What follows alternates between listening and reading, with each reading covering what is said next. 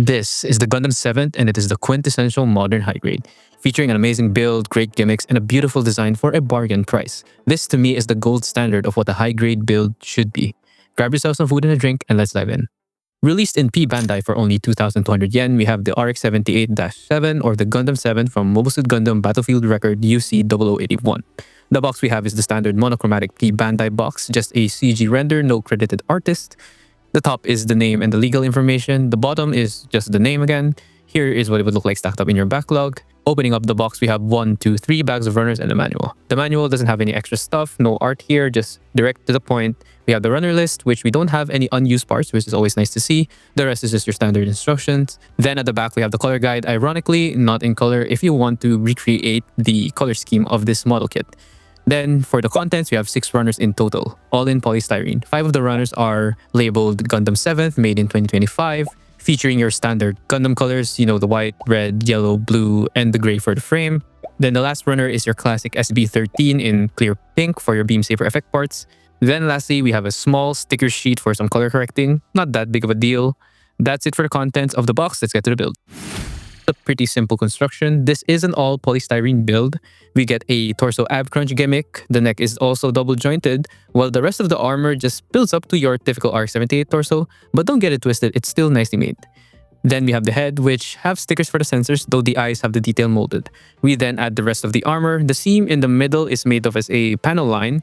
We get a sticker again for the back sensor and more metallic stickers for the sensors at the side of the head. Be careful with them as they are pretty tiny, so some tweezers are required. Then you finish it off with the V-fin, giving us a nicely detailed head. Next are the arms. They do look simple, but you do get some premium features like an inner frame for the shoulders, and the construction itself also doesn't have any seam lines you have to work with. The arm also has your standard double-jointed elbow, and the rest of the armor just layers on with some nice molding and a little color separation with that gray piece. Finishing off, we have the ball-jointed hands, which leaves us with a classic UC-style arm. Then we have the legs, which is the most complicated part, as expected. The feet build up quickly as it just has 4 big pieces. The leg joint here is quite interesting for a high grade. It actually has a moving gimmick and an almost full inner frame. Then you just slap it in between the armor along with the yellow piece and the ankle joint. Then we add the thigh armor and even some more detailed parts for the back of the calves. Then the rest of the armor just layers on. You even get some knee covers as separate pieces. And the ankle armor, which commonly has a seam line even on some master grades, here it's engineered to have none of it. So that is great. And there we have it, a beautiful leg with a moving armor gimmick, which I repeat is very rare for high grade. Next is the waist, which is a simple construction, though we do have a hip dropping mechanism. The back skirt is not articulated, and unfortunately, it has that classic not separated crotch V, so you have to use a yellow sticker instead. Then the front skirt can be separated if you just cut it in between. And lastly, the side skirts are on ball joints, a typical waist for a R78 high grade. Then we have the backpack, which is not very complicated, but is quite detailed. You get some stickers to make the circle bits color accurate, but at least they're separate pieces. Then you get the classic thrusters and the beam saber holders. Looks good overall, a nice rendition of the classic RX-78 backpack. Lastly, we have the accessories, which we do begin with the beam rifle, which I love the design of. It's like a souped-up version of the classic RX-78 rifle, way bulkier and heavy looking. We even get a separate piece for the scope, which is always nice to see. Then we have the shield, which is just 4 pieces. Despite that, it does look good. The molding is nice and has a nice amount of detail, but no frame backing unfortunately, but this is high grade, so I can't really expect much of that. All in all, the build and engineering is great. It's honestly so impressive how they can do so much for a pretty low parts count and a pretty affordable kit. It's in the vein of the peak high grade releases like the Ribbon Wolf, the Hyzak Custom. This is now the gold standard for high grades, I think. I hope this trend continues with the future UC releases. It's solid, quick, but still looks great and feels great. Definitely a top tier high grade building experience. Here is the high grade RX-78 or the Gundam 7th, all built up with no further modifications. And it is quite a nice rendition of your typical RX-78. It's very boxy and angular. It's your typical universal Centurey Gundam type. I just want to say that this kit looks so handsome. It doesn't have any over-the-top detailing, but it kind of works. The proportions are nice and clean, and it's expected once you realize who designed this mobile suit. So that leads us to the discussion of the background of this model kit. So the original Gundam 7th is from Gundam MSV. It is designed by Kunio Akawara, who is known for making tons of the classic and earlier Gundam designs, notably the RX-78-2. But after a couple decades, it was featured in the PlayStation 3 game Mobile Suit Gundam Battlefield Record Universal Century 0081, where it was redesigned by Katoki Hajime himself. You guys have probably heard of him. He is the Ka in Ver Ka, and you can definitely see his style in the redesigned line art. As you can see, compared to the Katoki illustration, the kit is basically identical.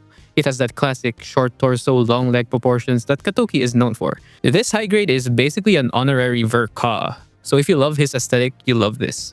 However, this is not actually the first time we see the Gundam 7th. There was actually a high-grade full armor version released in 2009. Here are the two kits next to each other, credits to Schizophonic 9. You can absolutely see how much more modern this newer edition is. Though the old kit was pretty good, I actually built it a couple years ago, it hasn't aged that badly, but I'm now desperately hoping that we do get a revive of the full armor because this new version is almost perfect. I say almost perfect because we have to talk a little bit about its flaws.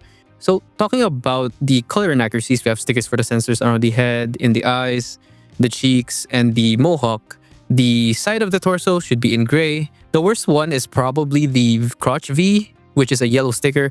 It really doesn't look that good, so I suggest just painting that. This yellow bit at the back of the thigh is a sticker, though it is a color-separated gray piece underneath, so you can probably skip that one.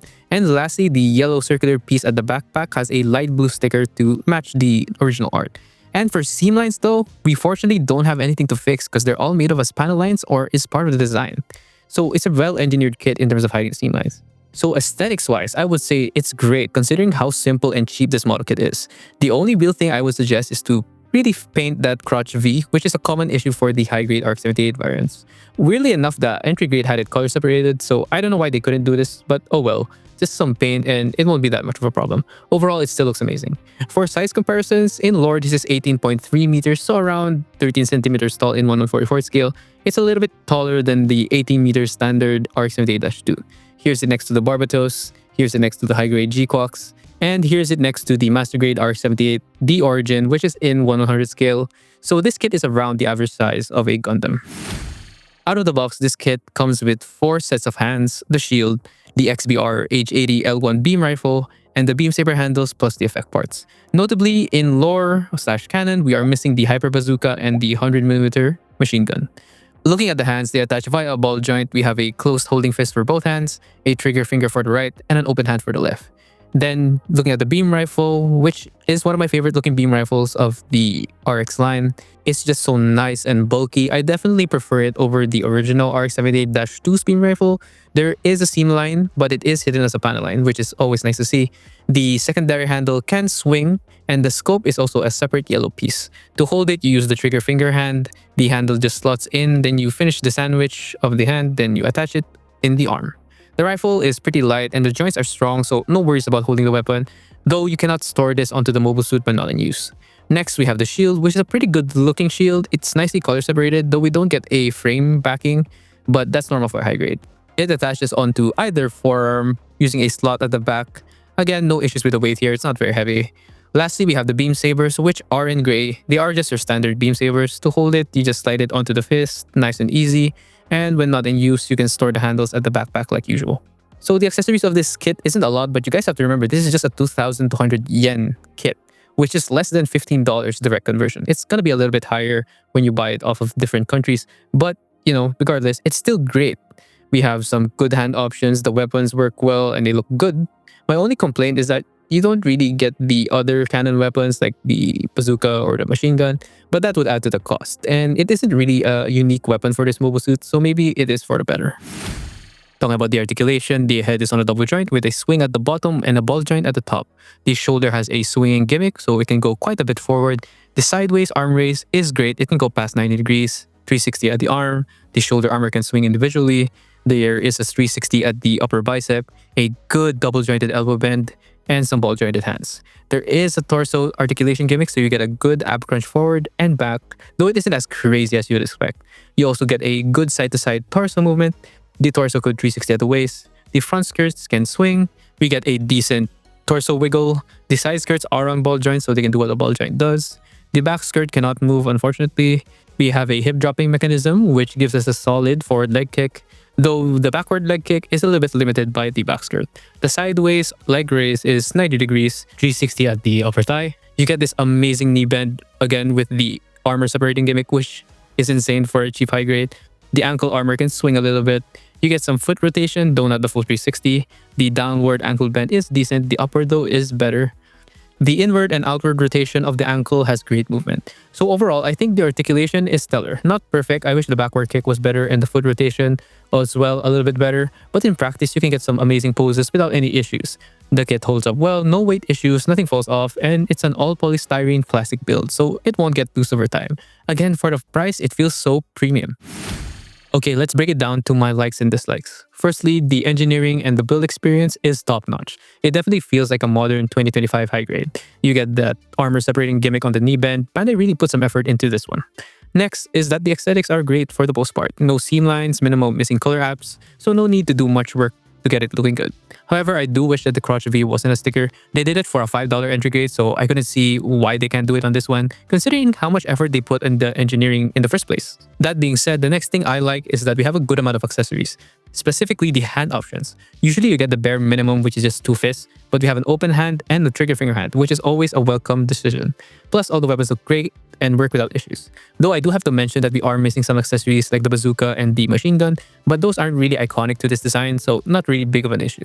And that takes us to the articulation, which is also great. Not perfect, but is definitely above average and can really pose up a storm. Lastly, we have the cost. For what you're getting, assuming you get a pre-order, 2,200 yen or $15 direct conversion, this kit is an absolute steal. You get all of what I said before: accessories, articulation, aesthetics, engineering, just a great all-rounder of an amazing kit. Which leads us to my last dislike and probably my biggest hate of this kit is that it's premium Bandai. I swear, I don't understand why this one is P Bandai in the first place. The old full armor version was a regular release. This isn't that obscure of a mobile suit, and honestly, it's just too good and too much of a good value to be P Bandai. This would have sold like crazy if it was regular release. So is this kit a buy? Well, if you skipped to this part of the video and you weren't paying attention, well yes, buy this shit, it's amazing. So what are your thoughts about this kit? Let me know in the comments below and feel free to like and subscribe to support the channel. And as always, thank you for your time. Bye!